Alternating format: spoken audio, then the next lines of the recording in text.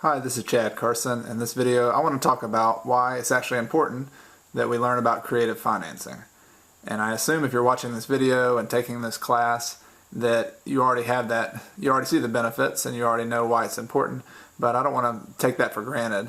And so in this video, I'm going to go over a couple things. And I think I can tackle this question by, first of all, talking about why not use banks? Why not just go to the bank and get a loan as a real estate investor? And then I'm going to go into why is it better, in my opinion, to use or depend more on creative financing. So let's start off with the question of why don't you just use banks? You know, if you have good credit, if you had a big down payment, you know, banks are in the business of loaning money. So why not just go there to get a loan to run your real estate investing business? And I have a few reasons why I think that's not the best idea. And the first is to talk about the real estate cycles. Real estate is a very cyclical business, as are most businesses. But in particular, real estate has a tendency to go in about 7 to 10 year periods where the market goes up and the market goes down. And this is usually correlated with, on the down cycles, there are a lot of foreclosures. The prices do soften up. You know, in the extreme cases like the Great Depression, when prices plummeted by 90% in many cases, or more of what they were before the real estate crash, and then the Great Recession, they called it, in 2008 and those few years after. And so the phenomenon, though, that is important to think about with banks is that, yes, banks are a wonderful place to go get money, and I'm not going to totally bash going to a bank to get money. I've used banks a lot in my own business. I've just used creative financing a lot more. And one of those reasons is that during the down cycle, when in real estate you get the best deals, when you have the lowest prices, when the income to price ratios are the best during those down cycles, those are buying times. That's when Warren Buffett says when everybody else is fearful, that's when you're supposed to be greedy. That's when you're supposed to go out and buy deals. Well, the problem is banks tend to tighten up their money supply. They don't give out as many loans during those down cycles. And when do they give the most loans? During the up cycle, when you have the least motivation as a real estate investor, the fewer good long-term deals and good income deals to buy at the upturn. That's when they're loaning more money. And many of these bubbles are even created in some cases by a lot of glut of financing on the market. And so that's just part of the cycle. And so if you're totally dependent in your business on bank loans, on bank financing, you're going to have a more difficult time taking advantage of one of the most important fundamentals of the real estate market. So that's one reason not to depend completely on banks. Another issue is just that you need to understand what a favorite loan for a banker is. And I have friends who are bankers and understand the business, and you know, this has nothing to do with saying it's a bad business or anything. But you need to understand who their ideal customer is, and their ideal customer is somebody who doesn't need a loan, ironically enough. So if you walked into the bank and you had $1 million in assets, if you had a lot of stock, if you had a lot of liquid cash just tied up in CDs, and then you went to the bank and said, you know what, I don't want to mess with all that money I have there. I'd just like to borrow some money to do this project I have over here. I want to keep eggs in different baskets. If you went and did that, you would be the number one loan that the banker's looking for, because they want to know that you have assets to back up their loan as collateral. And so if you have a free and clear house and you have that equity, you have that asset, then it'd be much easier to get a loan. But if you're somebody who is self-employed, if you're a small entrepreneur just getting started in your business, small entrepreneur, so any of the people, somebody who does not have assets, someone who doesn't have the down payment, or maybe you don't have the traditional credit, a small down payment. I would even make the argument that if you're in that case, if you're just starting, it's actually you're risking your business by going out and borrowing a lot of money. And in fact, you should use more creative financing, find some different ways to reduce your risk, because it can be very risky if you have a lot much money down and you're going out and borrowing a lot of money from a bank. And we'll talk more about that later on in other videos. counteract that. So the point here is the favorite loans for bankers are not small entrepreneurs, are not self-employed, are not people who are new to business, and aren't real estate investors in many cases. And so if you're a real estate investor who buys a lot of properties, after a few properties, you're going to look a lot less and less desirable to a banker. And so that's going to be something that limits your business if you're completely depending on bank loans. It's also, there's some control and risk issues. And so I want to briefly tell the story of Dave Ramsey. I don't know if you know who he is. He's a teacher, a financial teacher, and popular radio show host. And Dave Ramsey's story started with real estate investing. And he was as a young investor in his 20s, went out and bought a lot of properties. And he used almost all bank loans to buy these properties. And I believe the numbers were he had about $3 million worth or $5 million worth of real estate, so his houses were worth that much, and he owed $3 million to a bank. And maybe the numbers are a little bit different, but so the point is he owed almost all the money to one or two little local banks. Well, during a down crisis, remember the cycles, during a down crisis in the 80s, when they had a big change in the banking industry, his bank went out of business, and they were taken over by another bank.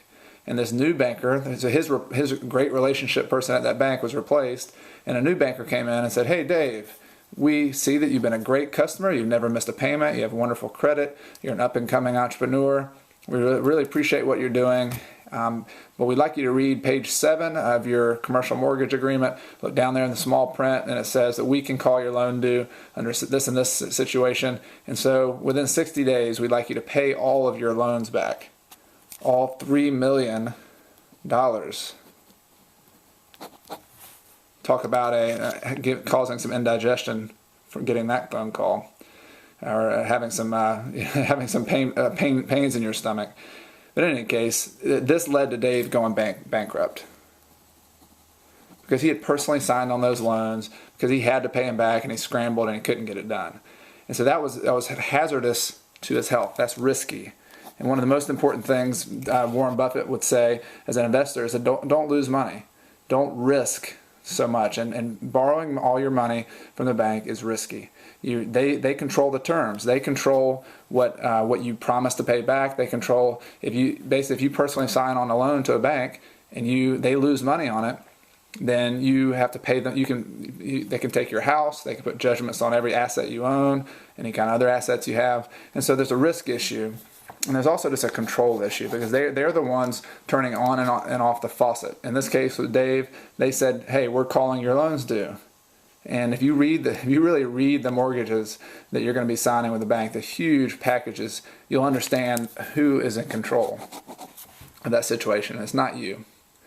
So if you're concerned about control and risk, which you should be in your business, depending on bank loans is a tough bet. And finally, when you're in the business of buying good deals in real estate, which we are, sometimes banks can be too slow to go through an appraisal process and get approval from a lender or their underwriter. It can be very slow. Some of the best deals I've had came in 3 to 7 days, or at the least 14, a couple weeks, 14 days.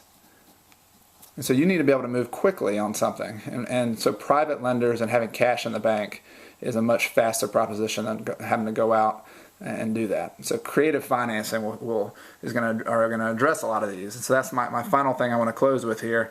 So okay, if bank loans, hopefully I've shown you some reasons maybe why not to depend completely on bank loans, and maybe why you should do kind of what our goal was early on, is to maybe have a mix. If you do use some bank loans, have an 80% creative financing, 20% bank loans. Or if you're all bank loans right now, try to start shifting it towards that. And we're to the point when I'm doing this video now, we're much greater than 90%. I mean, we're getting very close to not having many bank loans, is creative financing, and less than 10% are bank loans. So you're trying to move that mix in that direction. And creative financing is attractive to me, and I think to you as well, because you can go with those cycles. You can actually have money lined up and be able to take advantage of deals even during down real estate cycles. You have more control over that. So if you go out and work hard and build great relationships with private lenders, with people who have IRAs, with seller financing type situations. You control that by sitting down and talking to people and selling an idea, selling a concept, selling a profitable venture. You can control how the growth of your business and the way it's going, not having some arbitrary type cycles and things going on behind the scenes at a bank, controlling your business, the ups and downs of your business. So that's a really important thing as you're looking to the future of the growth of your business. And I really like that you can handcraft terms. We're going to sit down face to face with an individual typically, and we're going to handcraft terms so we can reduce our risk in that case. And many times if you go to a private lender, you can trade off things. You can say, I'll pay you a higher interest rate if you'll reduce my risk. And one of the ways is to maybe not have a personal guarantee on a loan. That's just one specific example of reducing risk. But I know in my case, I would loan some people money. If just think of an example, a $100,000 house, if I can loan somebody $50,000 on that $100,000 house, and it really was worth $100,000, and they paid me 10% interest, I would say, yeah, I'll give you no personal guarantee on that loan, because I understand as a private individual who understands real estate that piece of property is all the collateral I need. And I want them, it might be if they walked away, I would be much better off. And I don't want them to, because I want them to get 10% interest. But if they walked away, I'd still be okay. So you can talk face to face with a private lender or a seller and handcraft those kind of terms. And you can create win-win situations. And I really love negotiations where you put all the tools on the table. You say, here are the possibilities. Here's what I'm trying to achieve. Here's what you're trying to achieve. Let's craft something that works for everybody. And I have some wonderful relationships with my private lenders and sellers and people I've worked with in these creative arrangements. And we have a partnership mentality. It's a much different way of doing business than what I see as more the master-servant. I told you, who's in charge, who's in control of the bank relationship. There's no doubt about it when you go in there. And I don't like doing business that way. So master-servant or partnership relationship.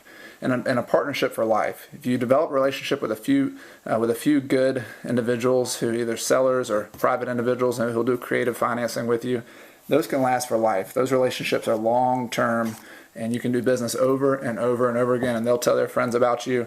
And they're not the kinds of situations like Dave Ramsey where they're out of business, a new bank comes in, a new lender comes in, and the whole game changes. You could be borrowing or doing business with a private lender for the rest of your life, the rest of their life. And it's a lot of fun, handcraft terms, win-win situations. And so those are what I see as the benefits of creative financing. We're going to get into a lot of details in this class, in this course, but this is just sort of an overview, and I hope I've convinced you that it's worth your time to keep studying this and digging into the creative financing concepts that I'm going to go into. So I'll see you soon in another video.